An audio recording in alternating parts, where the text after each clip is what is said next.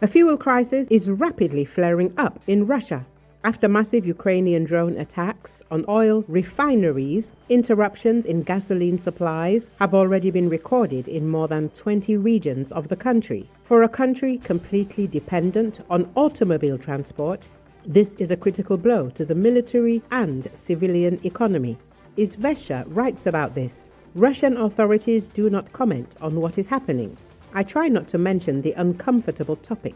Back in August, interruptions were observed only in the Far East, Transbaikalia and occupied Crimea.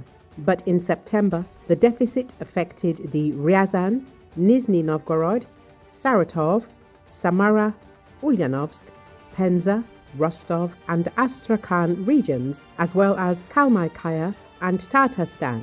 Problems are also being recorded in the Amur, Magadan, Sakhalin regions, Khabarovsk Krai, Yakutia, the Jewish Autonomous Region, and Chukotka. According to the Independent Fuel Union, independent petrol stations are closing. Many are working from tanker to tanker. Initially, the problem was local. Now it covers the European part of the country. The experts admit. Reuters calculated that in August, Russia lost 17% of its oil refining capacity, or 1.1 million barrels per day. Drone strikes completely shut down the Novokubishevsk, Saratov, Volgograd and Syzran refineries. In September, the Ryazan refinery, which accounts for 5% of the refining, partially shut down. This caused a sharp rise in prices. Since the beginning of the year, the cost of AI-92 and AI-95 has grown by 40 to 50%, breaking historical records. All batches of fuel are sold out instantly on the exchange. There are more than 1,000 people willing to buy, but there are also no volumes. Gasoline shortages have become a new problem for the Kremlin. Automobile transport is the basis for supplying the army and logistics in a huge country. Fuel shortages threaten not only the economy but also military supplies. The authorities are trying to put out the fire manually. They are starting reserve capacities, postponing repairs at refineries and limiting fuel exports. But for a country that once boasted its status as an energy superpower, the gasoline shortage looks like an indicator of systemic collapse.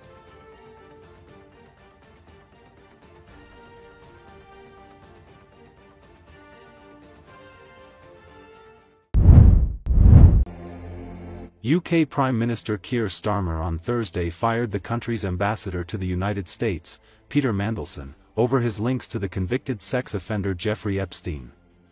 According to Associated Press in a statement in the House of Commons on Thursday, Foreign Office Minister Stephen Doughty said the decision came in the wake of the publication this week of emails Mandelson sent to Epstein in the 2000s, in which he gave his support to the disgraced financier even when he was facing jail for sex offenses.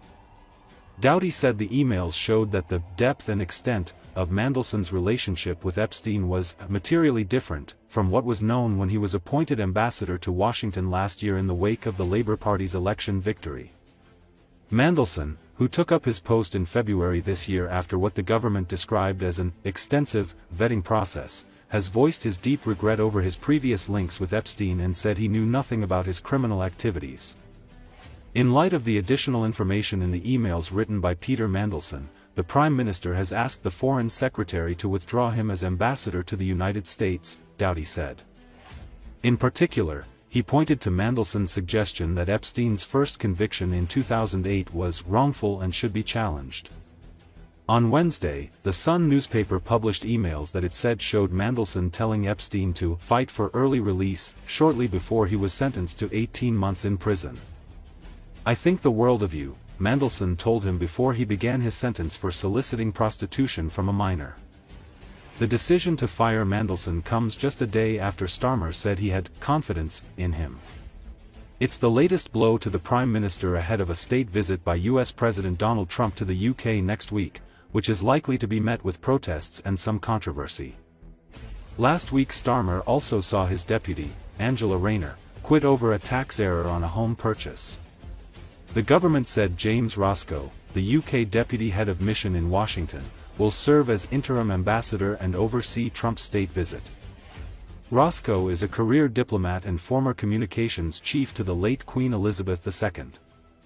Starmer's judgment is being increasingly questioned, particularly over his appointment of Mandelson, who is no stranger to controversy, having twice resigned from former Prime Minister Tony Blair's government in 1998 and 2001.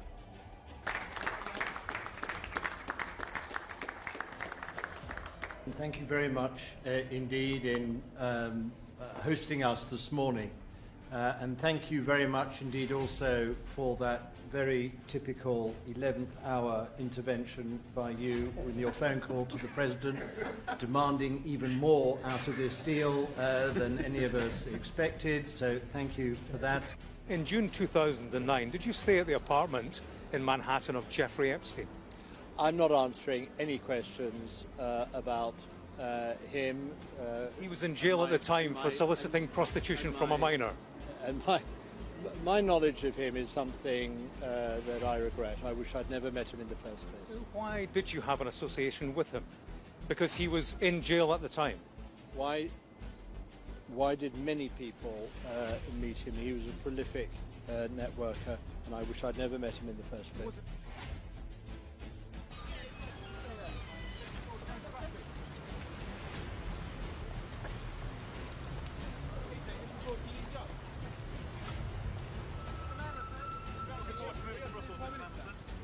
I'm a new Labour man to my core.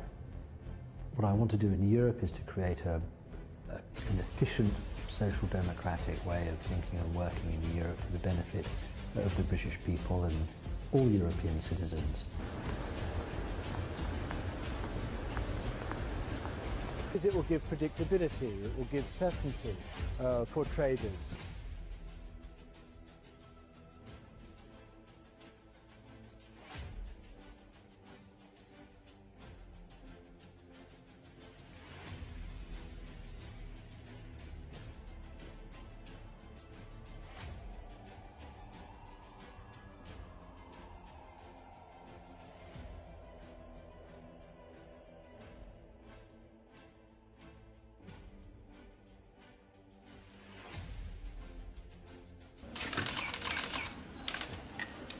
Good morning. Morning. Morning.